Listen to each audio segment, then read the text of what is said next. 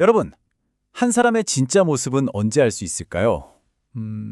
바로 그 사람이 아무런 이득도 얻을 수 없는 상대방을 대하는 태도에서 드러난다고 하는데요. 오늘 이 강력한 생각에 대해 함께 한번 깊이 파고들어 보겠습니다. 자, 바로 이 문장입니다.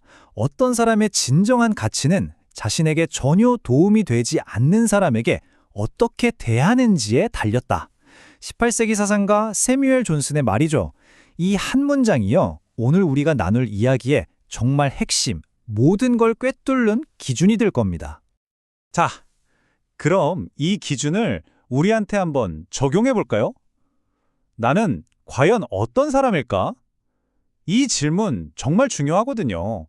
우리 자신을 돌아보게 만들죠. 한번 잠시만 생각해 보실래요? 내가 아무런 대가도 바라지 않을 때 다른 사람을 어떻게 대하고 있는지요? 그래서 첫 번째 주제가 바로 인격의 시험대입니다. 어떻게 보면 세뮤얼 존슨의 말은 우리 모두에게 주어진 리트머스 시험지 같은 거예요. 맞아요. 우리가 어떤 사회적인 가면도 쓰지 않은 그런 무방비 상태일 때 진짜 내 모습이 드러난다는 거죠. 네, 맞아요. 내가 굳이 계산할 필요가 없을 때, 그러니까 뭐 어떤 보상이라던가 좋은 평판 같은 걸 기대하지 않는 그런 관계에서 나온 행동들이 있잖아요. 그게 바로 우리 자신을 가장 정직하게 보여주는 거울이라는 겁니다. 왜냐면 거긴 꾸밈이 없으니까. 바로 그 모습이 우리의 진짜 인격인 거죠. 그런데 말이죠. 우리는 참 종종 이 시험에서 실패하곤 합니다. 왜 그럴까요? 바로 두 번째 주제, 두 얼굴의 거울이 보여주는 어떤 사회적인 위선 때문일지도 몰라요. 한번 생각해 봅시다. 우린 과연 얼마나 일관된 모습을 하고 있을까요? 참 안타까운 일인데 많은 관계가 어느새 거래처럼 변해버렸어요. 우리도 모르게 무의식적으로 딱 묻게 되죠. 이 사람이 나한테 얼마나 유용하지? 이렇게 사람을 어떤 수단으로 보기 시작하는 바로 그 순간 우리의 인격은 다시 시험대에 오르는 겁니다. 자, 이 표를 한번 보세요. 왼쪽은 영향력 있는 사람에게, 오른쪽은 보이지 않는 사람에게 행동이 어떻게 달라지는지 보여주죠. 정말 극명한 차이. 이게 바로 두 얼굴의 거울이에요. 우리는 힘 있는 사람한테는 정중하고 친절하지만 소위 나한테 별 도움 안 되는 사람이다 싶으면 무관심하거나 심지어 무례해지기까지 하죠. 예를 들어 직장 상사를 대하는 내 모습이랑 식당 종업원을 대하는 내 모습이 확 다르다? 그러면 스스로에게 한번 진지하게 물어봐야 합니다. 결국 말이죠. 우리가 입으로는 모두가 평등하다, 존중해야 한다고 외치잖아요. 근데 그게 중요한 게 아니에요.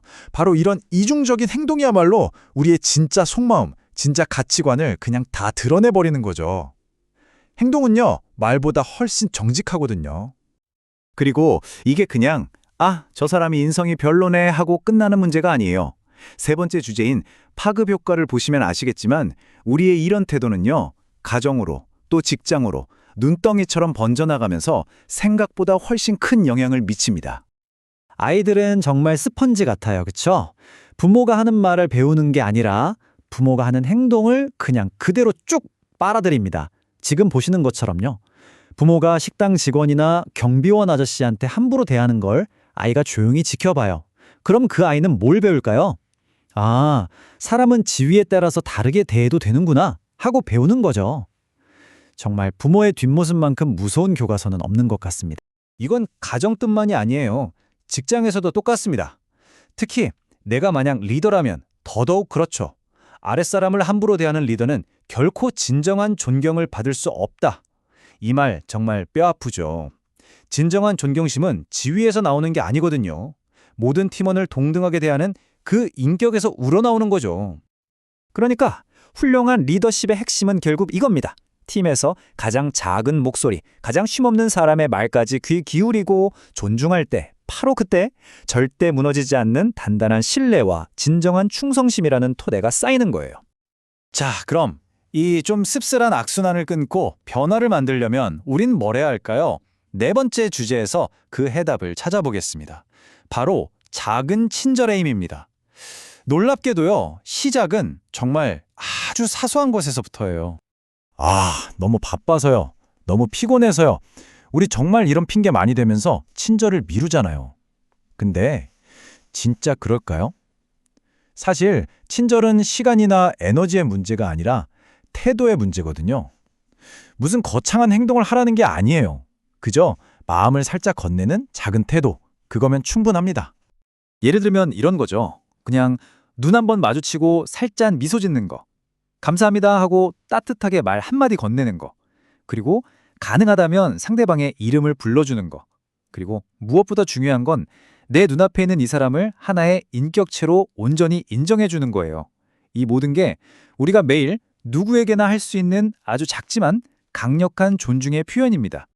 생각해보세요. 우리가 정말 무심코 건넨 그 작은 친절 하나가 누군가의 정말 힘들고 척박한 하루에 커다란 희망의 꽃을 피울 수도 있어요. 반대로요, 우리의 무관심은 보이지 않는 칼이 돼서 상대방의 마음에 정말 깊은 상처를 남길 수도 있다는 거. 이걸 꼭 기억해야 합니다. 자, 이제 마지막 이야기입니다. 이런 작은 실천들이 하나하나 모이면 결국 뭐가 될까요? 바로 더 아름다운 세상을 만들게 됩니다. 그리고 여기서 우리는 진정한 성공이란 무엇인지, 또 우리가 진짜로 남겨야 할 유산은 무엇인지에 대해 다시 한번 생각해 보게 될 거예요.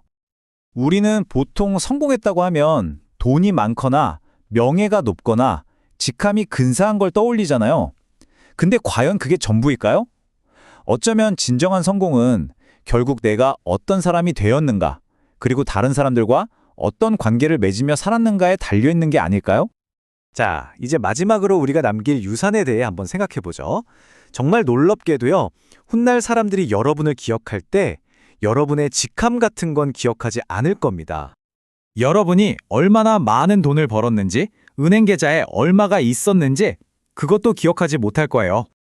사람들이 영원히 마음속 깊이 기억하는 건 딱 하나입니다. 바로 여러분이 그 사람들을 어떻게 느끼게 만들었는지, 여러분이 남긴 그 친절함, 그 존중의 따뜻한 기억, 바로 그것이야말로 여러분의 진짜 유산인 겁니다.